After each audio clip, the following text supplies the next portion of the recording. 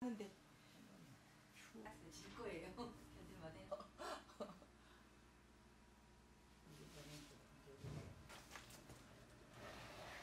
예, 한명희 선생님 반갑습니다. 선생님 오늘 설날입니다. 계산인 설날에 우리 문화 사랑하시고 또 우리 것 좋아하시는 분들에게 덕담 한 말씀 해주시면은. 옛날에는 우리 저 고종 때면 과거형으로 인사를 했는데 네.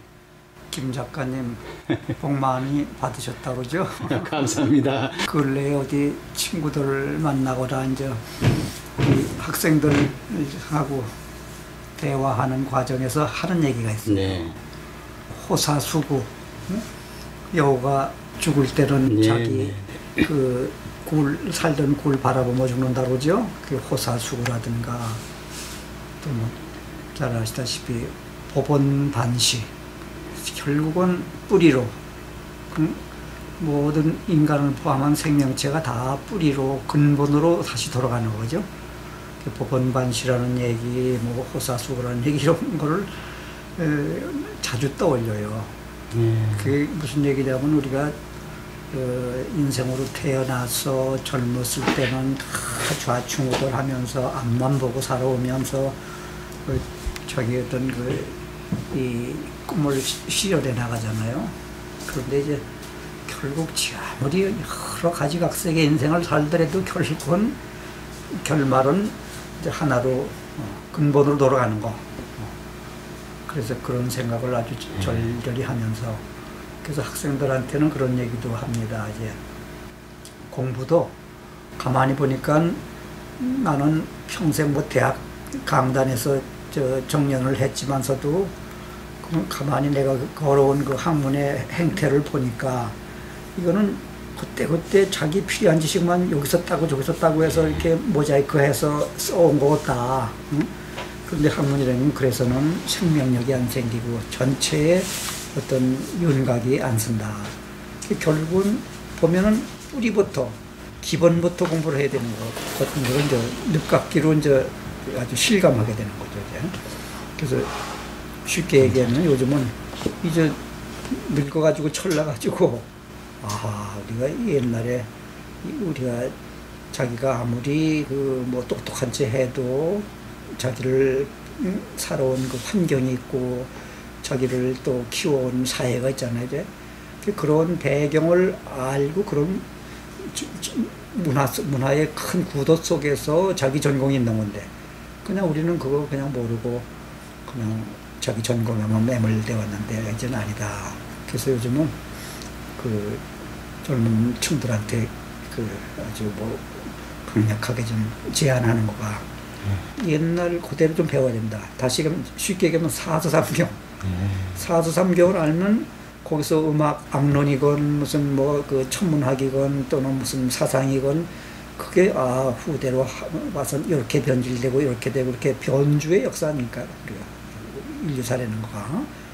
그래서 그런데 우리는 그때 이제 쭉 후대에 와가지고 가지친 여러 가지 잡다한 그런 파편적인 지식만 가지고 이렇게 좀 엮어가지고 지식 활동을 하다 보니까 이거는 하나의 온전한 학문의 생명체로서 정체성이 안 나타난다. 그래서 요즘은 그런 얘기를 많이 합니다. 요즘은 늦게 철나가지고 이렇게 좀 사서삼경 다시 이제 활짝 굵은 거 사가지고 읽고 뭐 주역이다 이런 걸 이렇게 읽어보면 그 무공한 동양적인 지혜, 사상 그렇게 되면 이런 지혜와 사상을 바탕으로 해서 음악이 형성되고 뭐 여러 가지 이 법률 사회학이 이렇게 되어온 거를 우리가 그 윤곽을 그려볼 수 있거든요. 그렇게 가장 기본적인 학문하는 태도를 우리가 빨리빨리 금방금방 성취하기 위해서 다 밀쳐버렸단 말이죠. 그래서 앞으로는 좀 우리가 조금 성숙한 자세로 우리가 그동안에 이제 6.25 이후에 반세기 이상을 갖다가 허겁지겁 그저 서양 문화에 매몰됐지 않습니까? 서양 문화가 나쁘다는 게 아니라 그렇게 해서 좋은 점도 있었지만 일단 원고를 안 했단 말이에요. 원고 지신을 해야 되는데 이제는 차분하게 이제 남의 것도 좋지만 우선 내가 누군지 내 문화가 뭔지 우리 역사가 뭔지 이런 거를 좀 한 다음에 남의 신선한 거, 새로운 것을 받아들여야 자기 어떤 그 영역이 넓어지고 뭐 정확한 어떤 세계관, 우주관이 형성되는 게 아닌가 이런 생각을 합니다. 그래서 좀 어려운 얘기 같지만 우리 얼핏 보면 돌아가는 길 같이 그런데 돌아가는 길 같은 바르고 기본부터 챙겨서 공부하는 이런 얘기. 꼭 공부에만 예를 들은 거지만 공부에만 한정된 게 아니라 인생살이도 결국은 건너뛰고 뭐 요령, 뭐 능률 필요하지만 결국은 한 걸음 한 걸음 이렇게 쌓아올려가는 그런 자세가 이제 우리 좀 진득하게 21세기 한국 문화를 갖다 튼튼하게 하는 그런 밑거름이 아닌가 생각을 합니다. 선생님, 올해부터는 우리 강원도 양구 정도의 비목촌이라도 좀 들어섰으면 하는 그런 생각이 듭니다. 선생님 생각 어떠신지요? 그게 이제 이게 욕심으로는 평생 이제 죽기 전에 수건사하는 건데 그게 뭐 우리가 내가 글쎄 애국자도 아니고 다 평범한 시민의 하나 국민의 한 사람으로서 조금 냉철하게 생각을 해보면 우리가 그 젊은 나이에 그 희생된 여러 그 호국영령들 때문에 우리가 지금 국군이 상승해가고 참 뭐 OECD 선진국 대회에 참여하고 다 그런 그 역사의 그 은혜, 은덕을 입었잖아요. 그런 걸 좀 우리가 생각하며 살자 이런 얘기입니다. 그래서 그런 6.25 문제를 지금까지 다 말로 호들갑만 떨어왔지 실질적으로 6.25를 해상할 수 있는 추념 공원 하나 없고 6.25를 소재로 한 국내의 모든 그 문학작품을 좀 수합해 놓은 그 문학관 같은 것도 없고 모든 영화, CD 그런 자료, 뭐 편지 이런 걸 좀 모아두는 6.25 아카이브 이런 게 있어야 되죠. 그런 거 챙길 단계가 됐으니까 그래서 금년부터는 좀 우리가 국민들이 좀 십시일반 뭐 뜻을 좀 봅시다 하는 얘기를 좀 하려고 그래요. 저기 일선 그 격전지 한 구탱에다가 좀 갖다 후세 남길 만한 그런 6.25 문화단지 하나 만들었으면 하는 게 이제 그 늙은이의 뭐 과욕인지 늙은이의 꿈이자 희망입니다. 선생님, 우리 국악방송 올해 성원의 말씀 좀 부탁드리겠습니다. 글쎄 좀 저는 국악방송 뭐 그 이렇게 허가 내는 과정에서부터 이제 참여를 했기 때문에 그 내심 애정이 많이 가는데요. 근데 지금 그 몇 년 사이에 제가 생각할 때는 엄청 A형적으로 많이 컸지 않습니까? 그래서 이것이 조금 더 이제 계속 발전해가지고 전국 네트워크도 생기고 우리가 한국 그 한 스타일 저 한류 뭐 해가지고 우리가 세계에 내놓을 게 결국은 우리 전통문화 아닙니까? 국악을 뭐 포함한 전통문화. 그러니까 이건 정책적으로도 많이 그 배려를 하고 우리가 국민적인 관심을 쏟아야 되는 게 그냥 문화의 한 규탱이 국악이다 이렇게 생각하지 마시고 뭐 우리 문화 또는 한국이라는 것을 세계에 알리는 가장 그 좋은 뭐 소재라고 할까요? 핵심적인 주제가 바로 국악을 중심한 전통문화. 그래서 좀 능력 있고 좀 이렇게 버지런하고 뭐 이런 그 어떤 경영 마인드도 있는 양반이 좀 잘 그걸 맡아서 좀 반석에 올려놨으면 하는 기대가 저만이 아니죠. 이제 다 국악계 인생은 말할 안에서 다 내심 그런 걸 기대하고 있는 거 아니겠어요? 이제 그렇게 순리대로 사리대로 모든 것이 풀렸으면 좋겠습니다. 우리 것 사랑하신 분들에게 덕담 말씀 한 말씀만 더 부탁드리겠습니다. 그래 우리가 왜 우리나라에서 이렇게 어디 지나가다 아리랑 들어오면 별거 아닌 것 같잖아요. 근데 제가 외국에 어디 순회 공연 가고 그럴 때 한번 경험을 해보니까 외국에서 어쩌다가 지나다 아리랑이 들려면 금방 눈시울이 뜨거워지고 뭔가 뭉클한 정서가 몰려온단 말이야. 그러니 외국에 사시는 특히 교민 되시는 분들은 어떻겠어요?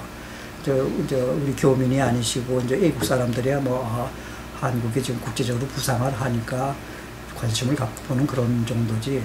아리랑은 그래서 노래 중에 한 곡이다가 아니라 저는 우리 모든 문화 총체적인 하나의 어떤 상징물이 아닌가.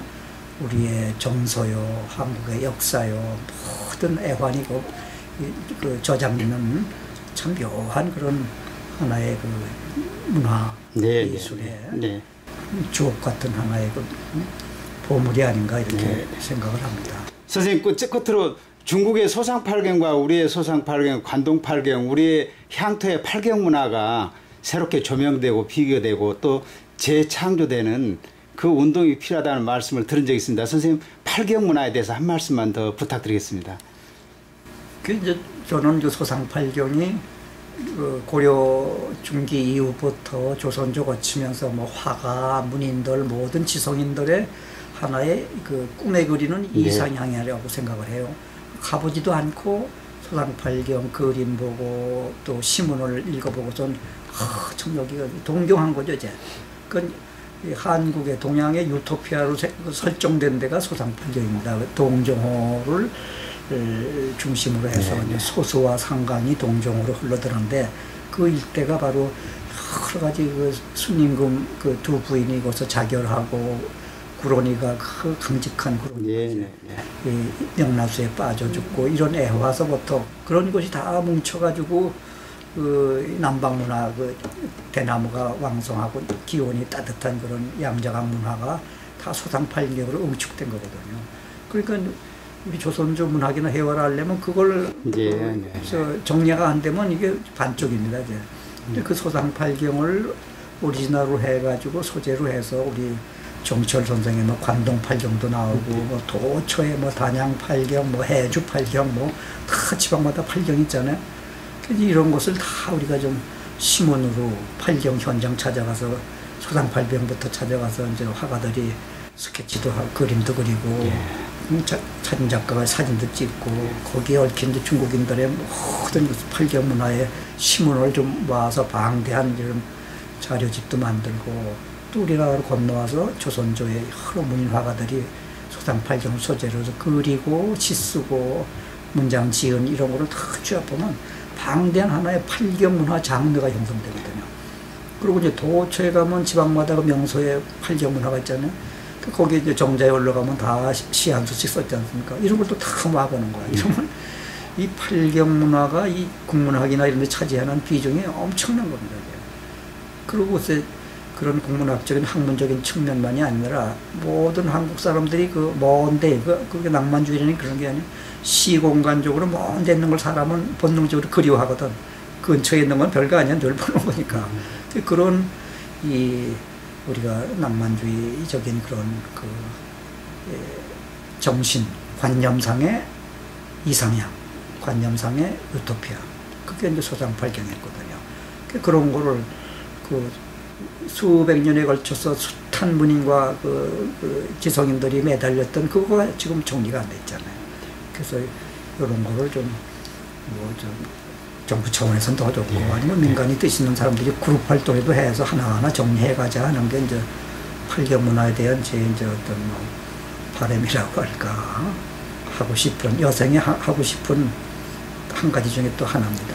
선생님, 2013년 계사년 우리 선생님 덕담 말씀 타고서 흑뱀이 용으로 나는 해가 됐으면 좋겠습니다. 선생님 말씀 감사합니다. 네, 고맙습니다. 예, 선생님 감사합니다. 새해 복 많이 받으십시오, 우리 선생님. 새해 복 많이 받으세요, 선생님. 감사합니다. 계사년 원단에 만난 사람들이 도원결이처럼 뭐 하나 앞서 얘기한 몇 가지 중에 하나 실천합시다. 감사합니다, 선생님. 감사합니다, 선생님. 예.